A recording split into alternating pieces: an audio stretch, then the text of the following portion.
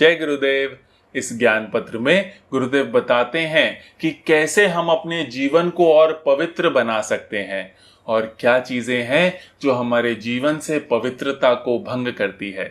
मेरा नाम रोहित मित्तल है। हम हर रोज यहाँ पर गुरुदेव का दिया हुआ एक ज्ञान पत्र देते हैं। अगर आप यहाँ नए हैं तो चैनल को सब्सक्राइब करें और बेल आइकन को प्रेस करें।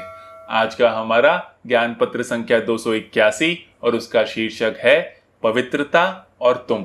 गुरुदेव कहते हैं कि युगों से हर सभ्यता में, हर संस्कृति में किसी स्थान विशेष को, किसी काल को, समय को, किसी प्रतीक को, चिन्ह को, किसी व्यक्ति को पवित्र माना जाता है। जो आदिवासी अमेरिकी इंडियंस हैं या फिर भारत के जो आदिवासी हैं, वे पृथ्वी को, जल को, सूर्य को पवित्र मानते थे।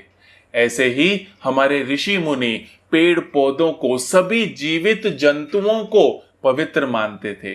और मनुष्य जो हैं वे तो हैं ही पवित्र। संसार के अलग अलग भागों में अलग अलग चिन्हों को, अलग अलग स्थानों को, अलग अलग व्यक्तियों को और वर्ष के अलग अलग समय को पवित्र माना जाता है।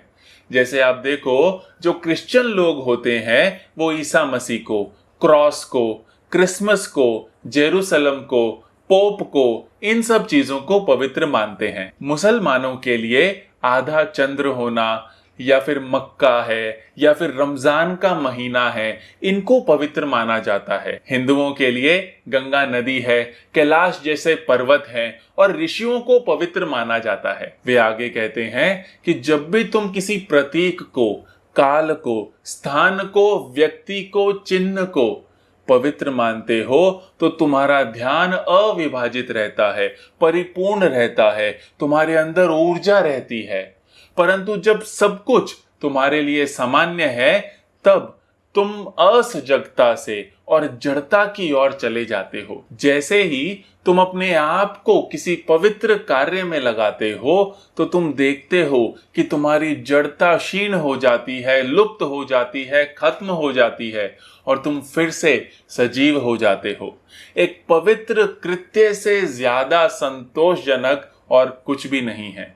जब तुम्हारा शरीर, मन और आत्मा पूरी तरह से पवित्र कार्यों में लगी होती है तब तुम स्वयं उस पवित्रता का अंग बन जाते हो। तब तुम ईश्वर के साथ होते हो। तब तुम्हारे जीवन का हर घंटा, हर मिनट, हर क्षण पवित्र कार्यों में लग जाता है। तब जिससे भी तुम मिलते हो वह तुम्हें खुद का ही प्रतिबिंब नजर आता है। सब जगह बस वो ही ईश्वर नजर आता है। किसी ने प्रश्न पूछा कि गुरुदेव ऐसा क्यों होता है कि जब हम किसी कार्य को बार बार करते हैं तो वो अपनी पवित्रता खो देता है। गुरुदेव कहते हैं ऐसा तभी होता है जब तुम्हारी स्मृति, तुम्हारी मेमोरी, तुम्हारी चेतना को क्षीण, भंग कर देती है।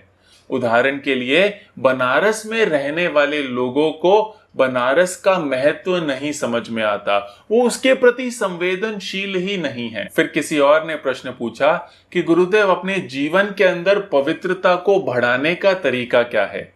तो गुरुदेव कहते हैं कि इस वर्तमान क्षण में रहकर और साधना के द्वारा तुम अपने जीवन में पवित्रता को बढ़ा सकते हो।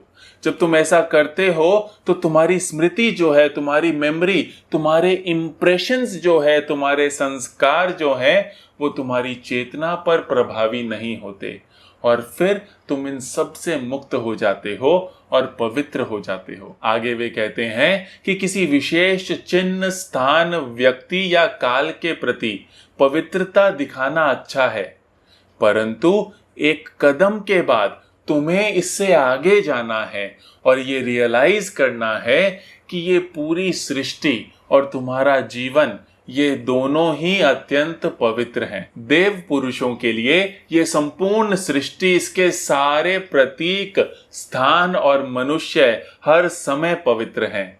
गुरुदेव हमें आदेश देते हैं कि देव पुरुष बनो।